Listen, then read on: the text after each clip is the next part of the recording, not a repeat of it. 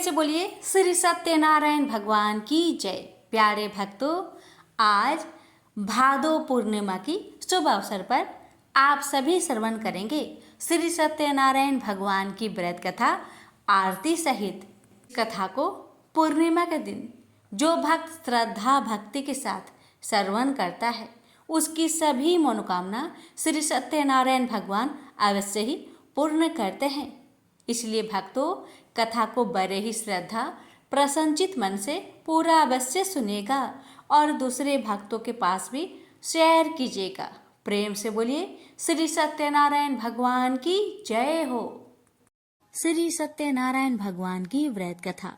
एक समय की बात है, नैमिषारण्य तीर्थ में सौनकादि 88,000 ऋषियों ने श्री सूत जी से पूछा, हे प्रभु, इस कलयुग में वेद विद्या रहित मनुष्य को प्रभु भक्ति किस प्रकार मिल सकती है तथा उनका उद्धार कैसे होगा? हे मुनि श्रेष्ठ, कोई ऐसा तप बताइए जिससे थोड़े समय में ही पुण्य मिले और मनोवांछित फल भी मिल जाए। इस प्रकार की कथा सुनने की हम इच्छा रखते हैं। सर्व शास्त्रों के ज्ञाता सूत जी बोले, हे वैष्णवों, मैं पूज्य आप सभी ने प्राणियों के हित की बात पूछी है, इसलिए मैं एक श्रेष्ठ व्रत को आप लोगों को बतलाऊंगा जिसे नारद जी ने लक्ष्मी नारायण जी से पूछा था और लक्ष्मीपति ने मुनि श्रेष्ठ नारद जी से कहा था। आप सब इसे ध्यान से सुनिए। एक समय की बात है, योगीराज नारद जी दूसरों के हित की इच्छा लिए अनेकों लोकों में घूमते हुए मृत्यु लोक में आ पहुंचे। यहाँ उन्होंने अनेक योनियों में जन्मे प्राय सभी मनुष्यों को अपने कर्मों द्वारा अनेकों दुख से पीड़ित देखा। उनका दुख देख नारद जी सोचने लगे कि कैसा यत्न किया जाए जिसके करने से निश्चित रूप से मानव के दुखों का अंत हो जाए। इसी विचार पर मनन करते हुए वह विष्णु लोक में गए। वह देवों के इस भगवान नारायण की स्तुति करने लगे, जिनके हाथों में शंख, चक्र, गदा और पद्म थे, गले में वरमाला पहने हुए थे। स्तुति करते हुए नारद जी बोले, हे भगवान, आप अत्यंत शक्ति से संपन्न हैं। मन तथा वाणी भी आपको नहीं पा सकती है। आपका यदि मध्य तथा अंत नहीं है, निर्गुण स्वरूप सृष्टि के कारण भक्तों के दुख को दूर करने वाले, आपको मेरा नमस्कार है। नारद जी की स्तुति सुन विष्णु भगवान बोले, हे मुनि श्रेष्ठ, आपके मन में क्या बात है? आप किस काम के लिए पधारे हैं, उसे निसंकोच कहो। इस पर नारद मुनि बोले कि मृत्यु लोक में अनेक योनियों में जन्मे मनुष्य अपने कर्मों के द्वारा अनेकों दुख से दुखी हो रहे हैं। हे नाथ, आप मुझ पर दया रखते हैं तो बताइए कि वो मनुष्य थोड़े प्रयास से ही अपने दुखों से कैसे छुटकारा पा सकते हैं। श्री हरि बोले, हे नारद, मनुष्य की भलाई के लिए तुमने बहुत ही अच्छी बात पूछी है, जिसके करने से मनुष्य मोह से छूट जाता है। वह बात मैं कहता हूँ, उसे सुनो। स्वर्ग लोक व मृत्यु लोक दोनों में एक दुर्लभ उत्तम व्रत है जो पुण्य देने वाला है। आज प्रेम वश होकर मैं उसे तुमसे कहता हूँ। श्री सत्यनारायण भगवान का यह व्रत अच्छी तरह विधान पूर्वक करके मनुष्य तुरंत ही यहाँ सुख भोग कर मरने पर मोक्ष पाता है। श्री हरि के वचन सुन नारद जी बोले कि उस व्रत का फल क्या है और उसका विधान क्या है। यह व्रत किसने किया था, इस व्रत को किस दिन करना चाहिए, सभी कुछ विस्तार से बताए। नारद की बात सुनकर श्री हरि बोले, दुख व शोक को दूर करने वाला यह व्रत सभी स्थानों पर विजय दिलाने वाला है। मानव को भक्ति व श्रद्धा के साथ शाम को श्री सत्यनारायण की पूजा धर्म परायण होकर ब्राह्मणों व बंधुओं के साथ करनी चाहिए।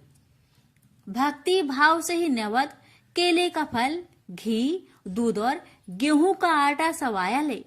गेहूं के स्थान पर साठी का आटा, शक्कर तथा गुड़ लेकर वह सभी भक्षण योग्य पदार्थों को मिलाकर भगवान का भोग लगाए। ब्राह्मणों सहित बंधु बांधवों को भी भोजन कराए। उसके बाद स्वयं भोजन करे और भजन कीर्तन के साथ भगवान की भक्ति में लीन हो जाए। इस तरह से सत्यनारायण भगवान का यह व्रत करने पर मनुष्य की सारी इच्छाएं निश्चित रूप से ही पूरी होती है। इस कली काल अर्थात कलयुग में मृत्यु लोक में मोक्ष का यही एक सरल उपाय है। इति श्री सत्यनारायण व्रत कथा प्रथम अध्याय संपूर्ण। श्रीमन नारायणे नारायणे नारायण, भज मन नारायणे नारायणे नारायण। श्री सत्यनारायण भगवान की जय। सूत जी बोले, हे ऋषियों, जिसने पहले समय में इस व्रत को किया था उसका इतिहास कहता हूँ, ध्यान से सुनो। सुंदर काशीपुरी नगरी में एक अत्यंत निर्धन ब्राह्मण रहता था।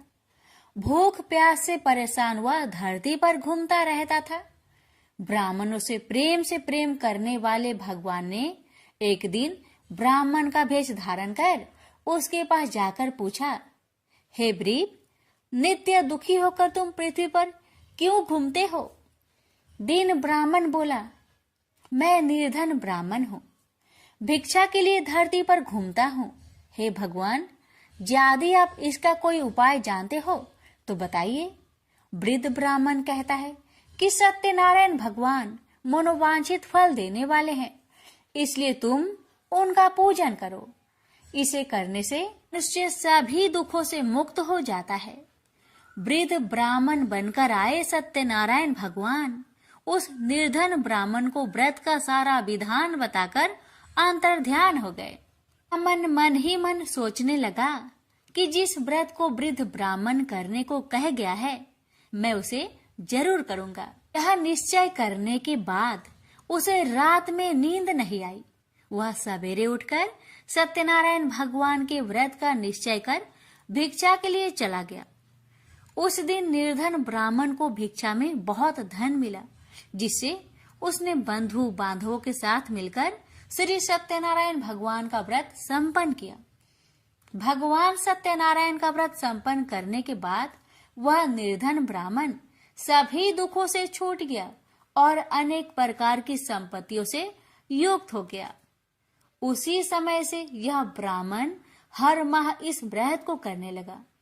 इस तरह से सत्यनारायण भगवान के व्रत को जो भी मनुष्य करेगा वह सभी प्रकार के पापों से छूटकर मोक्ष को प्राप्त होगा। जो मनुष्य इस व्रत को करेगा वह भी सभी दुखों से मुक्त हो जाएगा। सूत जी बोले कि इस तरह से नारद जी से नारायण जी का कहा हुआ श्री सत्यनारायण व्रत को मैंने तुमसे कहा। हे ब्रीपो, मैं अब और क्या कहूँ? ऋषि बोले, हे मुनिवर, संसार में उस ब्रीप से सुनकर और किस किस ने इस व्रत को किया, हम सब इस बात को सुनना चाहते हैं। इसके लिए हमारे मन में श्रद्धा का भाव है। सूत जी बोले, हे मुनियों, जिसने इस व्रत को किया है वह सब सुनो। एक समय वही ब्रीप धन व ऐश्वर्य के अनुसार अपने बंधु बांधवों के साथ इस व्रत को करने को तैयार हुआ। उसी समय एक लकड़ी बेचने वाला बूढ़ा आदमी आया और लकड़ियां बाहर रखकर अंदर ब्राह्मण के घर में गया। प्यास से दुखी वह लकड़हारा उनको व्रत करते देख ब्रीप को नमस्कार कर पूछने लगा कि आप यह क्या कर रहे हैं तथा इसे करने से क्या फल मिलेगा, कृपया मुझे भी बताइए। ब्राह्मण ने कहा कि सब मनोकामनाओं को पूरा करने वाला यह सत्यनारायण भगवान का व्रत है। इनकी कृपा से ही मेरे घर में धन्य धान्य आदि की वृद्धि हुई है। ब्रीप से सत्यनारायण व्रत के कथा के बारे में जानकर लकड़हारा बहुत प्रसन्न हुआ। चरणामृत लेकर वह प्रसाद खाने के बाद वह अपने घर गया। लकड़हारे ने अपने मन में संकल्प किया कि आज लकड़ी बेचने से जो धन मिलेगा उसी से श्री सत्यनारायण भगवान का उत्तम व्रत करूंगा।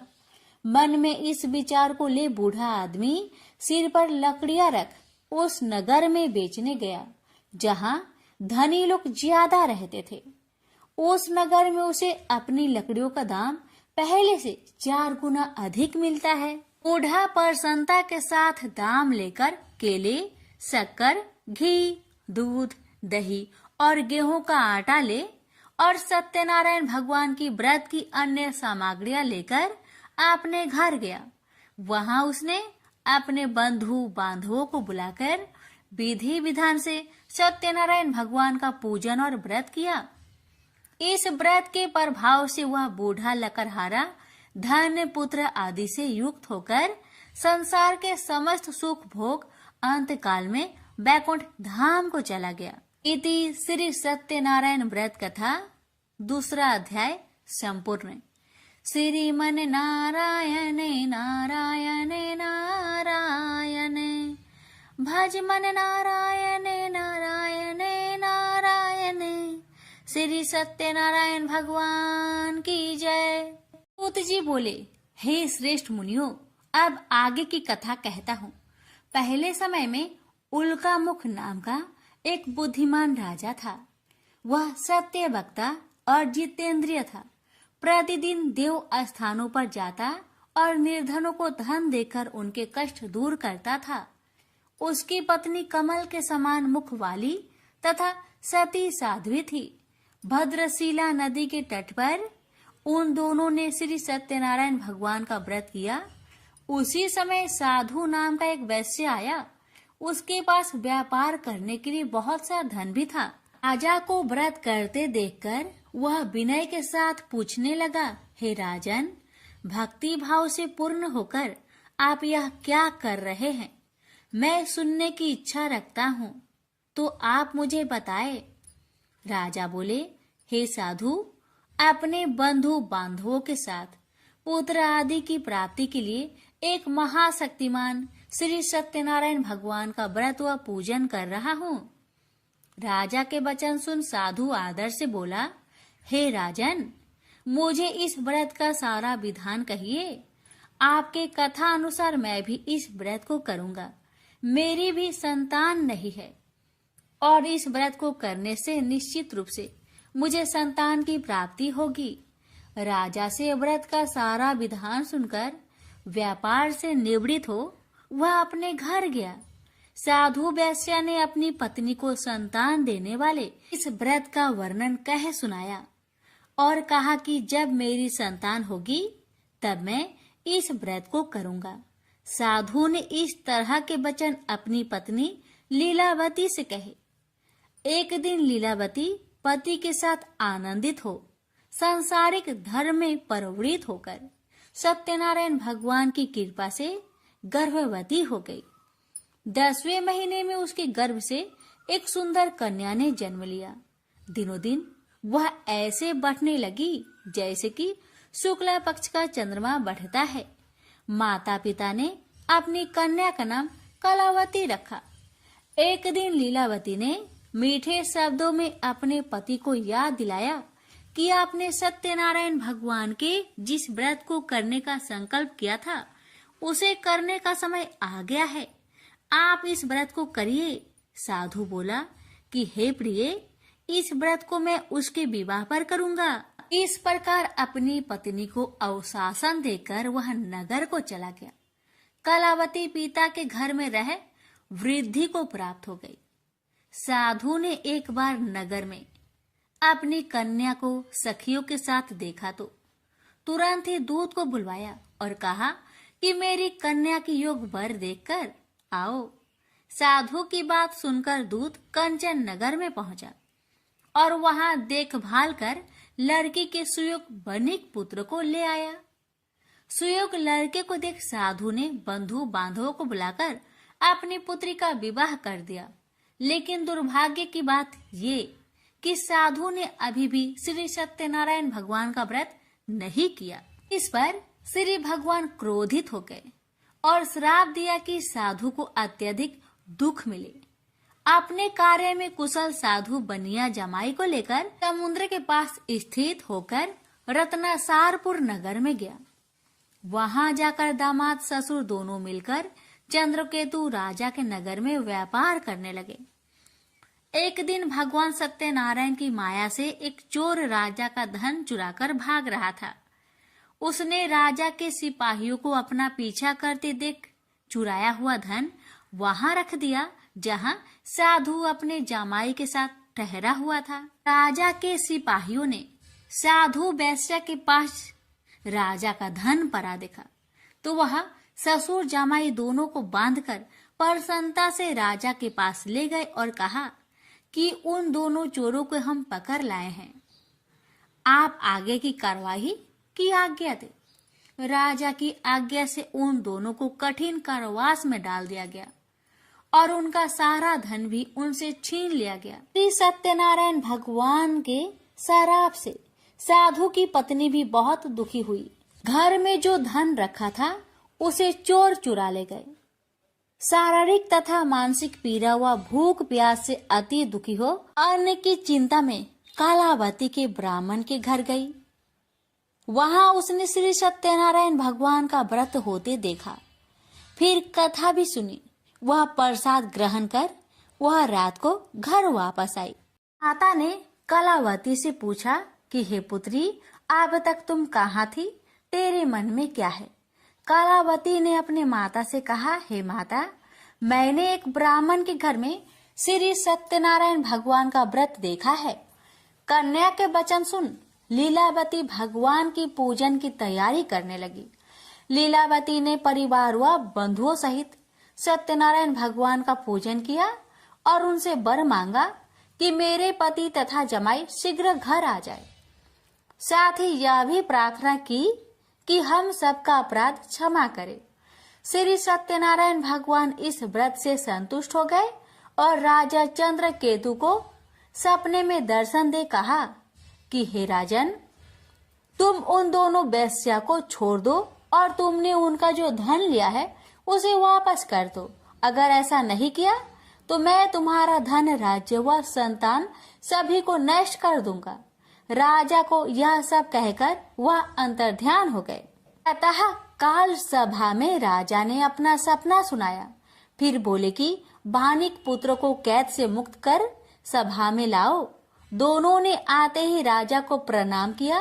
राजा मीठी बानी से बोला, हे महानुभावों, भाग्यवश ऐसा कठिन दुख तुम्हें प्राप्त हुआ है, लेकिन अब तुम्हें कोई भय नहीं है।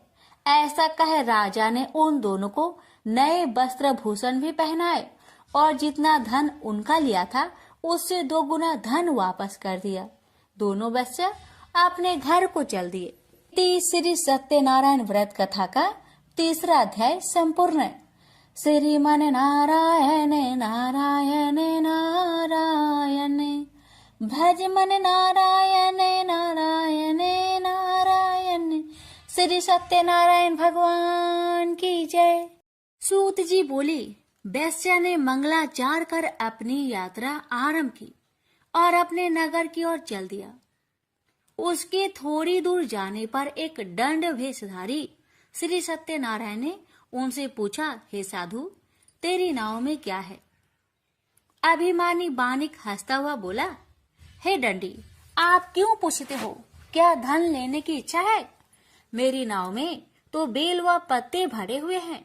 वैश्या के कठोर वचन सुन भगवान बोले, तुम्हारा वचन सत्य हो। दंडी ऐसे वचन कहे वहां से दूर चले गए। कुछ दूर जाकर समुद्र के किनारे बैठ गए। दंडी के जाने के बाद साधु वैश्या ने नित्य क्रिया के पश्चात नाव को ऊंची उठते देखकर अचंभा माना और नाव में बेल पत्ते आदि देख वह मूर्छित हो जमीन पर गिर पड़ा। मूर्छा खोलने पर वह अत्यंत शोक में डूब गया। तब उसका दामाद बोला कि आप शोक ना मनाए, यह दंडी का श्राप है, इसलिए हमें उनकी शरण में जाना चाहिए, तभी हमारी मनोकामना पूरी होगी। दामाद की बात सुनकर वह दंडी के पास पहुंचा और अत्यंत भक्ति भाव नमस्कार करके बोला, मैंने आपसे जो असत्य वचन कहे थे उनके लिए मुझे क्षमा दे। ऐसा कहकर महान शोकातुर हो रोने लगा। दंडी भगवान बोले, हे बानिक पुत्र, मेरी आज्ञा से बार बार तुम्हें दुख प्राप्त हुआ है। तू मेरी पूजा से विमुख हुआ। साधु बोला, हे भगवान, आपकी माया से ब्रह्मा आदि देवता भी आपके रूप को नहीं जानते, तब मैं अज्ञानी कैसे जान सकता हूँ? आप प्रसन्न होइए, अब मैं सामर्थ्य के अनुसार आपकी पूजा करूंगा। मेरी रक्षा करो और पहले के समान नौका में धन भर दो। साधु वैश्य के भक्ति पूर्वक वचन सुनकर भगवान प्रसन्न हो गए और उसकी इच्छा अनुसार वरदान देकर अंतर ध्यान हो गए। ससुर जमाई जब नाव पर आए तो नाव धन से भरी हुई थी। फिर वही अपने अन्य साथियों के साथ सत्यनारायण भगवान का पूजन कर अपने नगर को चल दिए। जब नगर के नजदीक पहुंचे तो दूत को घर पर खबर करने के लिए भेज दिया। दूत साधु की पत्नी को प्रणाम कर कहता है कि मालिक अपने दामाद सहित नगर के निकट आ गए हैं।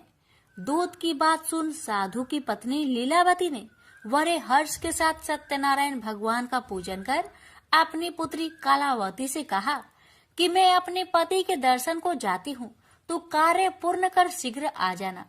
माता के ऐसे वचन सुन कलावती जल्दी में प्रसाद छोड़ अपने पति के पास चली गई। प्रसाद की अवज्ञा के कारण श्री सत्यनारायण भगवान रुष्ट हो गए और नाव सहित उसके पति को पानी में डुबो दिए।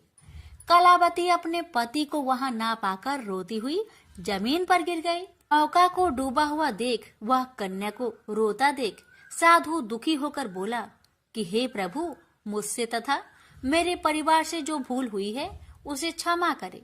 साधु के दीन वचन सुनकर श्री सत्यनारायण भगवान प्रसन्न हो गए और आकाशवाणी हुई, हे साधु, तेरी कन्या मेरे प्रसाद को छोड़कर आई है, इसलिए उसका पति अदृश्य हो गया है।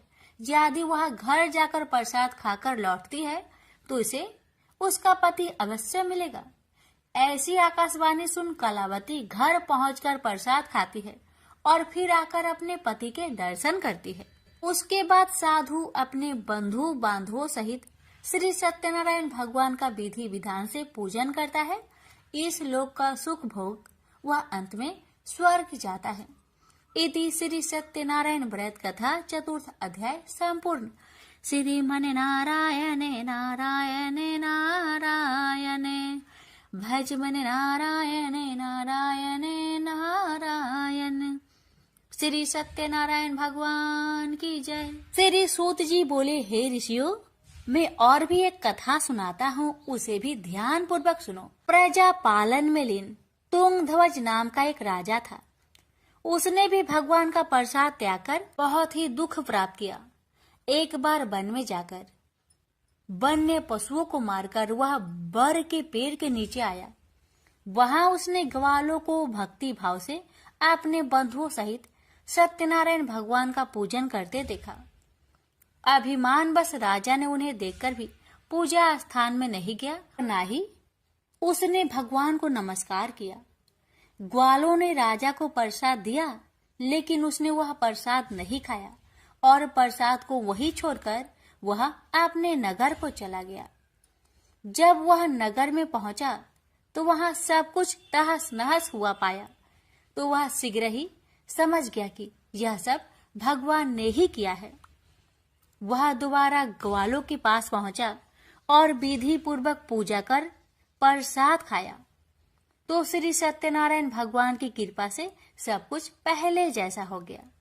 दीर्घ काल तक सुख भोगने के बाद मरोना उपरांत उसे स्वर्ग लोक की प्राप्ति हुई। तो मनुष्य परम दुर्लभ इस व्रत को करेगा तो भगवान सत्यनारायण की अनुकंपा से उसे धन्य धान्य की प्राप्ति होगी। निर्धन धनी हो जाता है और भय मुक्त हो जीवन जीता है। संतानहीन मनुष्य को संतान सुख मिलता है और सारे मनोरथ पूर्ण होने पर मानव अंत काल में वैकुंठ धाम को जाता है। सूत जी बोले, जिन्होंने पहले इस व्रत को किया है, अब उनके दूसरे जन्म की कथा कहता हूँ। वृद्ध संतानंद ब्राह्मण ने सुदामा का जन्म लेकर मोक्ष की प्राप्ति की। लकरहारे ने अगले जन्म में निषाद बनकर मोक्ष प्राप्त किया। उल्कामुख नाम का राजा दशरथ होकर वैकुंठ को गए। साधु नाम के वैश्य ने मोर ध्वज बनकर अपने पुत्र को आरे से चीरकर मोक्ष पाया। महाराज तुंगध्वज ने स्वयंभू होकर भगवान में भक्ति युक्त हो कर्म कर मोक्ष पाया।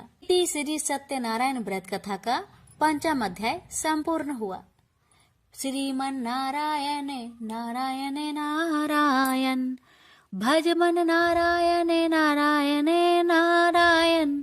श्री सत्यनारायण भगवान की जय। सत्यनारायण भगवान की आरती।